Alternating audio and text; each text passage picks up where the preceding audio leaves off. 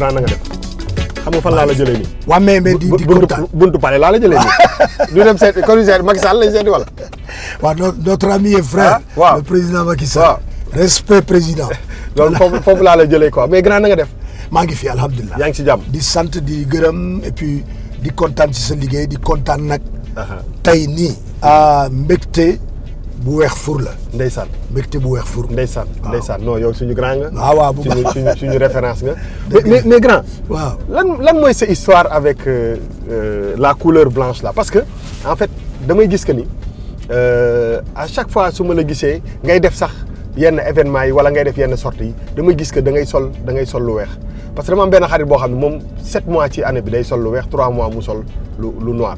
chaque fois moo koy laaj quoi mais moom mënul sol beneen couleur bu dul ñaar yooyu.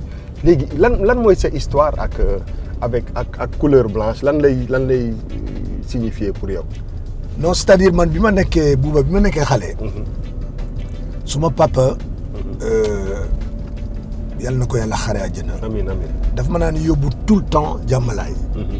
ma gis ne jàmmalaay foofu moo daan yóbbu. ñëpp lu weex la ñuy sol. donc may rendre aussi hommage laayeen yëpp. laayeenu Sénégal yi laayeenu adduna bi yëpp. parce que vraiment spirituellement. c'est la paix l'amour the lover. comme on dit. et j'ai une certitude que loolu.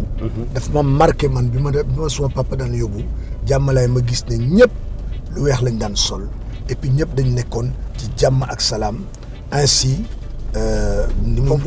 loolu ñu naan jàngal daal loolu ñu naan jàng foofu ci jàmmalaay ak laayeen yëpp. mais aussi dama lay gis que ni parce que boo waxee loolu daf may fàttali. benn nit boo xam ne je sais que ci sa àddina marqué na la lu bëri. muy Seydina Issa. ndeysaan parce que sa xarit la woon. ndeysaan sa xarit la woon ngeen cheminer ensemble. qu'est-ce que lan moo doon sa diggante ak moom.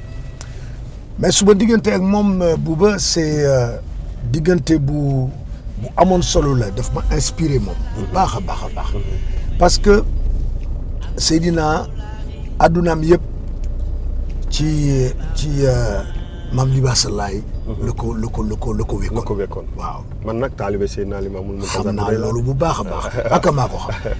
dama lay gis ci yu bari sax mais doo may gis. dëgg la mais naa lay gis. dëgg la yaa ngi def liggéey bu am solo. ci côté boobu aussi. dëgg la yal na Maam Libaas sàmm la. amiin amiin donc Seydina daf doon ku nga xam ni. bi ñu nekkee xale daan ànd daan nekk. yal na ko yàlla xare àjjana. dafa am lu bari lu ma daan inspiré. ci mbindam. ci tekkam ci teeyam. ci dalam. ak ci ni mu daan waxee mbirum Maam Libaas. dëgg la ni mu ko daan waxee ak fa mu ko daan indi. fu sori la donc yooyu yëpp xëy na daf ma man daal daf ma inspiré loolu dafa ëmb lu bari. ci suma vie. mais côté mélodiquement aussi. il avait quand même moom dama daan fàttaliku ay morceaux mélodie yi moo daan. oui c'était très profond. c'est-à-dire que ban morceau ban waye moo la gën a ci yi la gën a marqué. mais li ma am na yu bari yu ma marqué mais c'est surtout lëndëm. maanaam buy wax. tabal ñu cig lëndëm def ñu ay mbaami sëf jox la ñuy siim dal di naan sebet suñu keppaaru doon di jël ceeb bu nin di siit lu ñu néewle noon di ñu siis lu ñu omle ma ngay fiir di siis voilà donc il m'a beaucoup inspiré ak te loolu dafa c'est profond le texte c'est très profond c'est très profond il avait une profondeur li may wax profondeur blanche Seydina daawul woy dara lu am benn tâche wala yooyu. voilà ainsi. voilà lu profond la. waaw nekk la waaw loolu dafa am solo. fi mu jógee la waaw. mais grand beneen question. mais xam nga ñun ñi nga xam ne ñoo màgg ci sa kanam.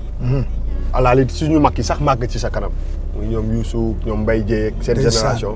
aussi am na vraiment aussi liggéey bu am solo boo xam ne yéen def ngeen ko. mais mu am benn période boo xam ne ci ñun bi ñuy màgg gisuñu la woon xamuñu la woon li ñu la waroon xamee.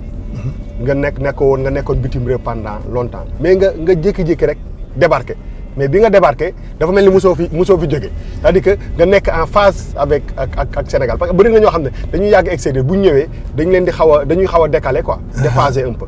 mais lan mooy ce secret si côté boobu. mais il faut jamais être loin de son histoire. Même bi ma nekkee Europe nekkee États-Unis nekk un peu partout. J'ai jamais été loin de ma propre histoire. Parce que tudd nga ñaar ñoo xam ni. Important la ñu dans ma vie. dans ce auquel je crois.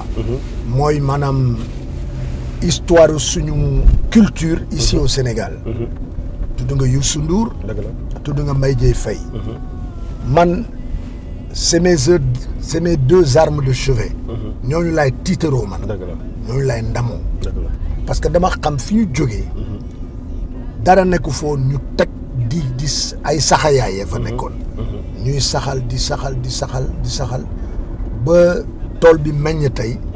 donc respect à ces deux personnes là. avec tous les autres que je citerai pas. mais dafa important. ñu bàyyi xel ci suñu propre histoire man bi ma demee. bitim réew et tout ça. mosuma fàtte fi ma askano. mosuma fàtte ba nekkee xale di dem jàmmalaay comme je l'ai dit. mosuma fàtte. Seydina Insa Wade qui m'a tellement inspiré. mosuma fàtte Sahel ga ma monté woon ak suma gars yi ñoom Cheikh Tidiane Tall ak ñoom Mbaye Fall ak ñoom. voilà mais grand ñu bari pour ne pas dagg la mais Sahel boobu. xam nga dafa bokk ci histoire musicale du Sénégal. mais à un moment moom laay wax ni comme nekkoo fi woon. yow mi ko doon vraiment symboliser gën a symboliser. am na génération yu bëri yoo xam ne xamuñu vraiment fan la Sahel jógee ak lan la représenté woon est-ce que ci tënk rek mën nga ñu expliquer un peu ce groupe mythique là lan la doon représenté ci temps bi muy exister dëggantaan. oui c'était li mu doon représenté mooy buuba ñun dañu am chance ubbi Sahel. En 72 73. 74 fin 74 Michael Jackson ñëw fii. ak le Jackson 5. ñun ñu teeru leen fii. à Dakar. yóbbu leen daan nañ leen yóbbu ay Jackson 5 yóbbu nañ leen ay tàngana fii. ñu toog lekk ay dibi awsa fii. Dakar Michael Jackson lekk na dibi awsa. bu baax c'est trop fort ça. bu baax a baax man ak Magay Ñaan bu xalam. bu xalam waaw. effectivement grand Magay waaw grand frère Prosper Niang. waaw. ñoo doon ànd man ak moom. di yóbbu Jackson 5 Gorée ak ay affaires yu bari ak bari. donc on a eu la chance en 74. d'avoir ça. en 75. James Brown ñëw fi. tous les soirs ils étaient avec nous. ci le temple de la musique époque boobu. muy le Sahel. le Sahel effectivement. le Sahel c'était un groupe conçu par El Hadj Ndiouga Kébé yàlla na ko yàlla yërëm. et mu jox ñu suñu première arme suñu première révolution suñu première innovation. vraiment ñu am ay instruments modernes de cette époque-là. am groupe boo xam ni musiciens venant de plusieurs endroits. parce que avant c'était les clubs là. ñu ngi romb d'ailleurs un club bu ma daan jouer muy plantation fii. ah oui plantation la tuddoon fii ci wetu. ci pont bi nii. commissariat police waa fii rek waaw mi ngi nii. wax nga dëgg. foofu lañ daan jouer ñu ne fa coppet. jëlee Cheikh Tidiane Tall aussi plantation booba temps ñu ngi jouer foofu. Seydina nekkoon Calypso. j'ai Michel. ñeneen ñi nekkoon ay Miami kii. ay hôtel Diarama booba temps. et tout ça ñu jël ay plusieurs musiciens. époque boobu monter l'orchestre du Sahel. orchestre Sahel nag chance bi mu amoon. mooy époque boobu dañ daan jouer ay musique on reprenait beaucoup de standard comme ay James Brown kii ay Otis Redding. ay Wilson Pickett variété waaw. on reprenait aussi des musiques latines Adalberto Santiago Ray Barretto Johnny Pacheco xam nga Celia Cruz ak yooyu yëpp dañ daan reprendre morceaux yu bari. mais bi ñu y a un jour ñu toog ne mais pourquoi du ñu def ay sabar ak ay ndënd ak ay nu mu tuuti ay xiinu Baay Faal yeeg yooyu. boole ko ci. waaw mu kii quoi musique mu xaw a indi lu beneen couleur quoi. voilà musique contemporaine bi quoi. et on a eu vraiment l'intelligence de mélanger ces tambours ak cette musique contemporaine moderne là booba temps daawuñu amul sax affaire mbalax ak yooyu. effectivement booba temps y avait que cette dañ ko daan infiltrer rek tuuti ci biir jël benn tëggkatu tama. mais kañ la mbalax bi en fait est-ce que c'est vrai que c'est la génération des Youssou là. ñoom ñoo ko révolutionné. ñoom ñoo ko imposé. oui parce que ñun booba temps on faisait dañu amoon sax xam nga y avait un attention gis nga Youssou. c'est un visionnaire parce que boobu temps ñun on avait même da nga am na artistes yu nga xam ni. dañ naan am même gêne. un tout petit peu jouer ak ñoom ak ñoom. ba pare jouer ak musique boobu. mais grand. est-ce que comprendre nga fi may waxee. mais parce que xam nga lu tax ma lay laaj loolu. oui parce que man maa ngi fàttaliku nekk xale. parce que quand même voilà moment bi ma nekkee xale. ma gis que ni grand bi mi ngi doon kii j'étais là bi nga xam ne. musique boobu ñu ngi ko doon imposer et il y avait un certain benn à la limite nit yi dañ leen doon xeeb. waaw ak yi dafa. mais kenn xam sabar la ñuy def ak kenn xam lu ñuy def donc quand même ñu am courage yu imposer loolu ba mu mujj gi nekk kii quand même ça c'est et loolu il y a 40 ans non. mais loolu il y a plus de 40 ans. il y a plus de 40 ans et pour loolu mooy c'est pas parce que Youssou sa frère la. c'est que il a cultiver et avoir une vision c'est ça. c'est ça ouais parfaitement. dëgëral vision bi. parfaitement daf ko dëgëral gëm ko yóbbu ko fi mu yegg tey et parce qu'au départ nous on se disait musique bi dafa xaw a. dafa xaw a doy waar sabar mbalax bi. machin et tout ça ak yooyu. bon c'était très marginal mais aujourd'hui avec le temps. ouais ñëpp gis nañ que ni. wallaahi moo tax yàlla rek mooy yàlla. yàlla rek mooy yàlla. waaw dëgg la mais léegi ci jamono jii ñu toll yow yaa ngi actif ba léegi yaa ngi génne ay album yaa ngi et puis je vois que quand même il y a une certaine couleur qui se musique une certaine maturité quoi. nan ngay définir par exemple ce style de musique bi ngay def aujourd'hui. et c'est man musique awma ci frontière ou dinaa jouer mbalax bien sûr. mais dinaa jouer musique contemporaine aussi moderne ce mélange là entre le jazz. et la musique moderne quoi la musique d'aujourd'hui. man fusion yooyu moo ma intéressé en fait en musique. effectivement fusionner. mais ba pare yow da nga yàgg fusionner parce que je sais que am nga quand même benn parcours ak de grands noms de la musique mondiale. dama lay dégg tout le temps ngay wax bay tudd ku mel ni Carlos Santana ak ñooñu lan moo doon sa rapport ak ñoom. man dama teel a ñooñu dañ ma teel a jàppale aussi ci suma parce que venant du Sénégal quand même. nga dajeeg ñooñu nga xam ne da nga leen daan dégg bi nga nekkee xale. muy ku mel ni Carlos muy ku mel ni Quincy Jones. ku mel ni ak ñeneen da nga leen daan dégg bi nga nekkee xale. ñu ñëw respecter sa liggéey. parce que quand je jouais moi avec ces gens-là. du ñu toog naan waaye Idrissa le Sénégalais dañ naan rek Idrissa le musicien. le musicien l'artiste. waaw l'artiste et c'est très important loolu pour man. donc relation bi ma am ak ñooñu mooy relation de respect. dañu respecter suma culture. ma respecter seen culture. donc quand on joue amul appellation amul dara xam nga lan moo am. mooy musique la ñuy ci musique la ñuy dajee quoi. et kooku c'est important de souligner ça parce que Sénégal moo ñuy jox arme boobu aussi mooy fusion boobu may wax rek mooy séeréer yi. Casace yi. njaago yi joolaa yi pël yi tukulóor yi. wolof yi mélange boobu man mooy loolu laay toujours bàyyi sama xel. moom lay transporter tout le temps. pour même bu may def benn éclosion ci musique ak yooyu. il faut absolument que ma ciy bàyyi xel. effectivement ci musique. socle boobu.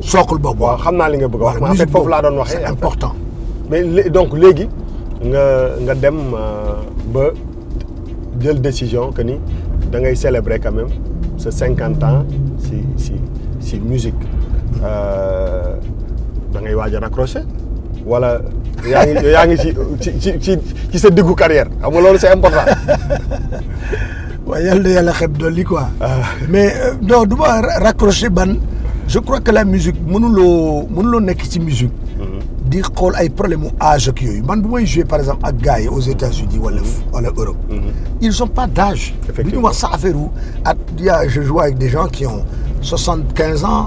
80 ans et tout ça bu ñuy jouer ba nekk ci logis après 2h30 de concert dañuy mel ni des enfants qui viennent de se réveiller de leur lit là. loolu musique amul âge amul frontière amul yooyu. xam musique lan la am. mooy garder toujours en mémoire que musique c'est un éternel phénomène de jouissance et de perpétuel phénomène d'aller-retour. parce que bu ñu xoolee fi ñu jaar. bay fêter tey aujourd'hui may fêter mes 50 ans de musique nga xam ni. waaw yàlla may nañu quoi. waaw ñu koy sant yàlla bu baax a baax. vraiment di fêter suma 50 ans de musique fii au non fa la ñuy dem foofu mooy suñu destination en fait dañuy dem ba ci buntu ba. voilà pour wan gars yi que ni foofu ngay kii. foofu ngay et puis pourquoi nga choisir lieu boobu déjà. parce que lieu bi c'est symbolique c'est musée des civilisations noires. comme ñun nag couleur bi dañ ko gëm. bëgguñu lu koy weexal bëgguñu ko lu koy kii daal. voilà ñun moom la ñu gëm lu koy gàkkal. waaw lu koy gàkkal. couleur boobu c'est très important aussi ñu ciy bàyyi xel bu ñu nee musée des civilisations noires bala ñuy xalaat yeneen endroit yeeg yooyu. moi j'avais cette opportunité là. bi ma toogee ak le président Macky Sall. ñu waxtaan ma ne ko président daal man xam nga fan laa koy defee. affaire bi fan laa koy defee mu ne ma waaw wax ma ne ko musée des civilisations laa koy defee fi nga inauguré bu yàggul. donc il était très très content et puis il m'a soutenu dans ça pour ñu defee ko fa. parce que yow dafa mel ni da nga am ay ambition politique est-ce que loolu mën nañ ko. non exclure ba un jour nga engagé wu politiquement. mais tout acteur xam nga culturel et un tout peu politique. grand mais ma foofu dama ne politique samp sa ndënd di participer dans le débat politique comme un acteur politique. avoir des ambitions d'occuper un poste boo xam ne ci politique nga koy jaarale est-ce que loolu c'est envisageable parce que je sais que y a bëri nga ay xaritu politiciens. ay nit yoo xam ne ñu ngi ci politique. dëgg la waaw dëgg la xam nga loolu moom. mais on ne sait jamais j'exclus pas ça en Bouba. mais c'est pas je me lève pas tous les matins en disant ouais. il faut ma nekk lii waaw foog ma nekk lii non. bëgg naa nag au moins protéger la cité. en tout cas cité bi daal li fi nekk. waaw il faut ñu war ci décider. war ci wax. war ci jàpp moom dañ koy wax. te lu ci gàkk aussi dañ koy wax. lu ci baax aussi ñu wax ko. dëgg la mais lu ci bon aussi dañ koy wax. voilà donc loolu c'est pas exclu. mais c'est pas du lu may xalaat tout le temps. mais xam nga man je fais référence beaucoup. beaucoup bu ma demee même bitim réew à ton frère. xam nga bi mu nekkee ministre de la culture. au départ je comprenais pas. mais après coup. laa ni il avait raison. Effectivement. Parce qu'il protège la cité. Youssou c'est un grand protecteur de la cité. Non, et puis ça pour man. Voilà. Tout le monde a le droit def li nga xam engagé wu si li nga gëm ni yow mën nga ci. bëgg nga ci dem loolu moom. je pense que ñun ñëpp ku mu ci mënti nekk. ku décider yeewu suba ne damay def lii kenn mënu si dara quoi. d'autant surtout quand tu t'appelles Youssou Ndour. parce que tu as quand même benn passé boo xam ne kenn mënu ko dindi un vécu.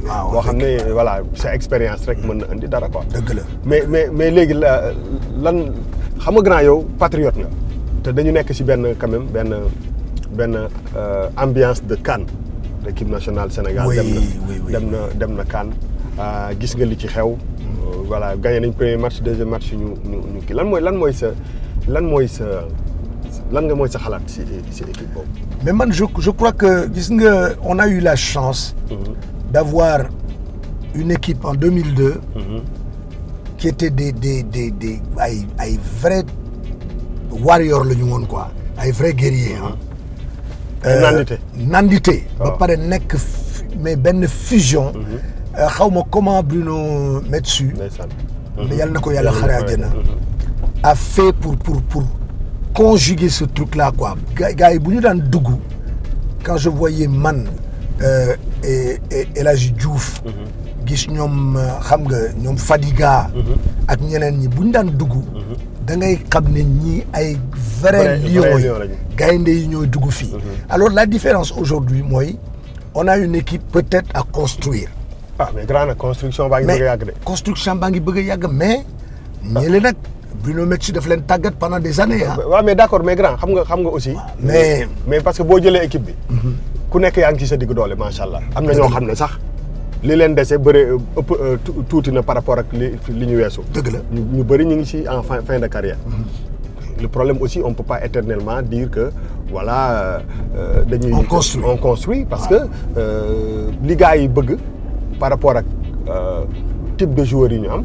mooy une équipe qui va gagner la Coupe d'Afrique et aussi xam nga on est tous patriotes hein, mais c'est compliqué parce que amul dara lu lay wan ni luy dalal sa xel daal parce que bon quand même mënuñu éternellement rek naan waa nañ dina baax la prochaine fois mais te loolu mën na nekk sax mais su fekkee ni yow li ngay gis dal na sa xel mais bu dee li ngay gis vraiment bu ñu waxantee dëgg rek da nga naan fou c'est compliqué parce que voilà y a pas amul li ñuy soxla aussi il faut dire les choses comme tel quoi c'est-à-dire il faut ñu comprendre que ni y a des problèmes si équipe bi et puis que il faut qu'on trouve une solution on gagne cette CAN là sinon on peut pas construire continuer à construire la même équipe avec les mêmes personnes le même staff et tout ça. dëgg la non dëgg la wax nga dëgg il faut ñu wax ko quoi. non wax nga dëgg dañ koy wax sax. voilà quand ça va pas il faut le dire. voilà il faut le dire et ça va pas. voilà fi mu nekk man match bi ma gis man. contre l'Algérie et tout ça. je me suis dit mais bon gars yi algériens yi ils les ont étouffés.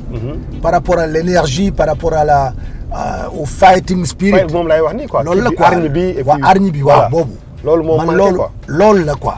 mais sinon c'est vrai qu'on a de belles individualités. mais individualité ça fait pas une équipe. Mais effectivement. waaw c'est très important loolu. effectivement individuel yi c'est magnifique c'est formidable on a les joueurs que nous savons et tout. mais esprit d'équipe bi. esprit d'équipe bi homogénéité bi des na lu bari. mais lu bari. des na lu bari. loolu daal laay pour répondre à ta question loolu laay gën a métitlu mais sinon. ñu ñaanal leen que la prochaine fois mu kii. waaw mu baax quoi waaw prochaine Kenya moom xaw ma Kenya la ñu dajal xaw ma. c'est mais buñ ko mën a dóor moom. bii moom ils nous ont fait flipper. doy na waar doy na waar trop. léegi da nga génne album temps yi passé. waaw génne naa benn album boo xam ne j'ai rendu hommage à tous mes amis. comme xam nga Ismaël Lo. Youssou Ndour Xaar Mbaye Madiaga voilà. ñoom Soda Mamaki ñoom Kiné Lam ak suma waa ji Omar Pène et tout. Et puis dama gis que ni yow da ngay tout le temps indiwaat aussi le répertoire l'ancien répertoire là. oui pour que gars yi bañ a fàtte un peu xam nga parce que dama am na benn morceau boo def ak ndeysaan doom si yàlla si grand Cheikh Tidiane Tall. ak ñoom Pape Dembel mooy. ndeysaan oui Birame Yacine oui ndeysaan moom laay wax nii xam nga. dafa am loo xam ne symboliquement pour man c'est très important pour que même les artistes les jeunes là ñu xam ko quoi que quand même am na fu affaire bi jógee te yow damay gis que ni tout le temps da ngay def ay clin d'œil pour que ñoom ñu comprendre que ni en fait à la limite source bi foofu la mën a jógee. waaw mais il faut pas mooy li ma doon wax rek mais c'est une question qui m'interpelle directement. il faut jamais être loin de son histoire. histoire bu ñu bëggee xam li ñu doon ñun. il faut qu'on soit très proche de notre propre histoire. dëgg la loolu rek moo ñu ciy génne. waaw loolu rek la moo ñu ciy génne. mais moo tax souvent damay visiter le répertoire que nous ont légué nos anciens et tout ça. Et même quand si j'en fais partie je fais partie des anciens quand même. mais toujours mettre la technique au service de l'émotion. waaw au service de ce qu'on a parce que ce qui nous rend fort. mooy fi ñu jógee ak li ñu am c'est notre culture donc moo tax ay morceau Birame Yacine que j'ai partagé avec ñoom ñoom Cheikh Tidiane Tall.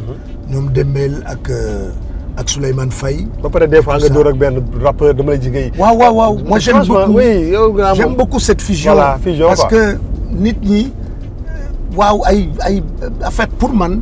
benn lañ ñun ñëpp il faut s'entraider man. Effectivement. La culture urbaine par exemple le mouvement hip-hop voilà et tout ça dama la ci c'est gis mes tout le temps. amis. Ouais, parfaitement. C'est tous mes amis. Donc quand je reprends un titre de Positive Black Soul ou de Daradi Family ou des trucs comme ça, je suis fier de le faire. Je suis fier de tout ça. C'est comme si je reprends un morceau d'Omar Pène ou de Youssou Ndour ou tout ça, ça m'interpelle parce que c'est notre histoire. Et puis dama grand loolu moom dañ la koy concéder c'est-à-dire que dafa am rôle boo xam ne aussi bien musical que benn rôle de parrain c'est-à-dire que yow damay gis que ni à chaque fois da ngay dalal xelu même les nouveaux talents pour ñu comprendre que ni en fait fii lañ jëm. waaw fii lañ jëm fii lañ jëm donc xam nga il faut xaaral ma kii ko oto bi nag kii xaaral tuuti lay wàcc bon grand na nga def ça va mi ngi dox. waaw sant yàlla alhamdulilah. grand Idrissa Diop laa àndal. moo war a jouer fii. grand date bi kañ la. Le 13. le 13. On joue le 13 léegi nag juillet am na émission boobu may def ci oto bi noonu. waaw moom lañ nekk nii di def. léegi nag dañuy def benn tour rek pour xool pour kii xam nga ah. yaa ngi fay. daa neen def waaye ñu ngi nii alhamdulilah mu ngi dox. noo gisee tour avec bi. baax na ah. jaajëf bro merci jaajëf. Super. Ndeysaan. donc grand fii moom fii nga nar a incha allah. fàttali gars yi date bi. C'est le 13 juillet. Le 13 juillet. À partir de 20h30 fii moom c'est la première fois que groupe di fi jouer. Et je suis heureux et fier. Mais pour revenir à ce truc de parrain noonu. Parce que moi je parraine énormément de gens. Même musicalement ou humainement simplement. Parce que il faut que ñun qu'on soit des exemples. Il faut que nous les grands frères qu'on serve à quelque chose pour la jeune génération ou les générations à venir. Parce que c'est important aussi comme ni ñu koy waxee rek boo xamul fi nga jógee da ngay dellu fi nga askanoo voilà c'est ça. Et c'est très très important pour man aujourd'hui de yow nga venant de toi que je connais quand même bien parce que je t'ai vu bi nga nekkee bi fi nga traversé ba ngay dem États-Unis li nga defar aussi ci musique bi fii ah j'ai un grand respect pour ça oui il faut pas l'oublier que yow tu es un producteur réalisateur temps yi damay bëgg commencer waat sax ci musique commencel nag gars yi damay interpellé ma saa yi vraiment sa touche bi manqué na fi non commencel tu sais pourquoi parce que damay déglu man sa album yi nga produire ak des artistes différents j'écoute il y a une émotion très particulière te kooku yow maa ngi ci doon waxtaan ak l'autre jour kan laa ci doon waxtaan Mbacké Dioum ma ne ko il faut que Booba revienne dans la production mais on en a besoin et puis la jeune génération a besoin de toi non dañu kii ba pare am man des fois par exemple quand j'écoute par exemple un groupe comme Pape et Cheikh Allahu akbar xam nga avec génération yi ñu fi jàllale ak ni ko nit yi bëggee. ndeysaan après may am benn sentiment de fierté dama naan mais attends bon c'est vrai que c'est un groupe hyper talentueux. yaa ko door mais mooy door rek mais dañu ànd tabax ko. ba dëgg xam nga donc bëri na bëri na ay artistes mais après ma naan sama xel mais c'est vrai que des fois donc j'ai envie de truc mais xam nga liggéeyu télé bi moom boo ko bëggee boole Youssou Ndour li ma sëf moo bëri. télé bi mais nag li mu la sëf noonu. c'est parce que aussi. li la sa grand frère sëf yëpp da nga ko mérité aussi parce que nit ñi on vit dans un pays qu'on appelle le Sénégal que nous connaissons tous nit ñi boo leen di nax bu ñuy nelaw sax dañ koy xam dëgg la boo leen di nax bu ñuy nelaw sax dañ koy xam parce qu'ils vont rêver de ça que da nga leen di nax xam nga moo tax yow li ngay def dafa am solo pour man ni may jàngati nit parce que nit tu peux pas être loin. Tu peux pas être près de Dieu en étant loin de la vérité. Parfaitement. déggoo ma de. waaw mënuloo jege yàlla. ba pare sori dëgg. donc yow chaque fois pertinence bi ak dëgg bi ak ni ngay wodde wax ji ak fi nga koy jaarale. ak ni ngay dëggalee dëgg bi ça c'est important. dëggale dëgg bi. c'est important. et loolu.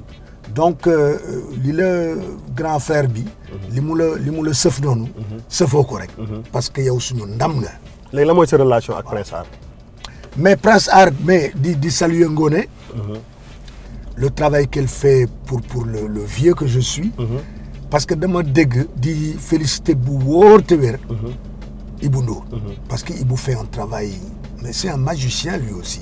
mooy caat de. Voilà mooy caat mais c'est un caat magicien. dëgg la waaw dafay def liggéey bu am solo. dëgg la et puis dama dégg Ngoné wax benn affaire bu important ne ma grand de par toi dañu bëgg Prince Art jël grand yi. ñoom Ismaël Lo. ñoom Omar Pène. ñoom gars yi quoi. Baobab. ak ñoom it Cheikh Lo.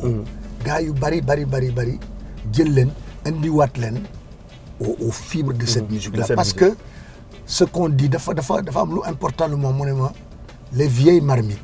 feront toujours la bonne cuisine. mais grand foofu laa lay dogee. mais parce que émission bi day gudd. mais grand lan mooy si secret grand boo macha allah quoi da ngay rester jeune. mais loolu c'est important parce que c'est quelque chose boo xam ne man tout le temps dama la koy bëgg a laaj lan mooy sa secret ba nga garder quand même macha allah cette jeunesse là voilà joie de vivre bi. waaw joie de vivre bi c'est ce qu'on appelle la passion. La passion de la vie, c'est-à-dire bëgg doo wax nit lu ñagas. doo ko xalaatal lu bon doo ko fexeel lu bon raxas sa xol ba nga xam ne day weextal ni mbubb mi. gannaaw di nga mer. dinaay mer tuuti waaw mais nit ku dul mer. mais non mais parce que amul dama la koy laaj. dégg nga su ma la gisee nga sol lu weex bëñ ñi laay njëkk a gis. si. fédéré nit yi du moo tax may laaj ndax di nga mer parce que. dinaay mer mais mer bi c'est-à-dire mer bi dama koy tempérer dama koy modérer. parce que nit ki boo quand tu veux vivre. très très longtemps. ak il faut garder en mémoire cette sagesse là il faut être très sage. xam yàlla dafa positif. waaw être. grand loolu moo am solo man dama positif man du ma aw ma xaar ma yàlla ak kenn. pour nos grands xam nga loolu am na yoo xam ne pour man loolu moom mooy secret bi c'est-à-dire que nit bi aussi mun nga am sa fulla mun nga am sa fayda mais quand même nga raxas sa xol bi. dëgg la yéene nit yi lu baax mais yow sa bopp nga yéene sa bopp jàmm. dëgg la ngay incarner jàmm. c'est très important bu la nit bi ne jàkk xool la jege yow xam ne kii vraiment aussi. cette personne là ne se casse pas la tête parce que yéen yi aussi. sa bopp rek nga koy def daal. moo tax xam boo gisee ay nit yoo xam ne dañuy positif. dëgg la bu dans ce qu'ils font da man loolu pour man philosophie boobu bu ñu ko defee ci réew bi. day loo gis nit lu mu am nga yéene ko yow loo am sa bopp nga doyloo ko mais aussi nga neexal daal sa xol. xam nga neexal ko daal. loolu c'est très très important gis nga man dans ma vie. je me fais pas je me braque pas di xool nit di ko du ma ko def c'est-à-dire dama naan mais yàlla moo ñu sàkkal boppam ba pare ñu gënal ko ci lépp lu mu sàkk moom subhaanahu wa taala ñoo ko gënal lépp donc pourquoi ñuy xalaatal nit ki lu bon wala di ko defal di ko man du ma ko def c'est-à-dire je pollue pas loolu aussi ça fait partie peut-être des choses qui me protègent des choses qui peuvent me tomber sur la tête. xam nga daf may protéger. parce que taluma di xalaat. voilà di xalaat lu bon xalaatal nit ki di ko non. énergie négative boobu. yàlla nañ ci yàlla musal. yàlla nañ ci yàlla musal. mais grand date bi kañ la. date bi. encore donc maa ngi invité Sénégal yëpp di invité vraiment Sénégalais yëpp. di invité tous mes amis nag ñi ma invité artistes yëpp. ñëpp dinañ la wuy si incha allah. damay invité artistes yëpp ak Sénégalais yëpp. le 13 juillet, à partir de 20h30 fii pour fêter mes 50 ans de musique. loolu laa amee Sénégal nag naa leen ko jox ba. yàlla na nga dund. vraiment ay at yu dul jeex. vraiment yàlla na yàlla bàyyi yow référence nga ci kii bi te da nga am importance parce que socle nga. yàlla na la yàlla kii on est fier ñu nekk sa ay rak.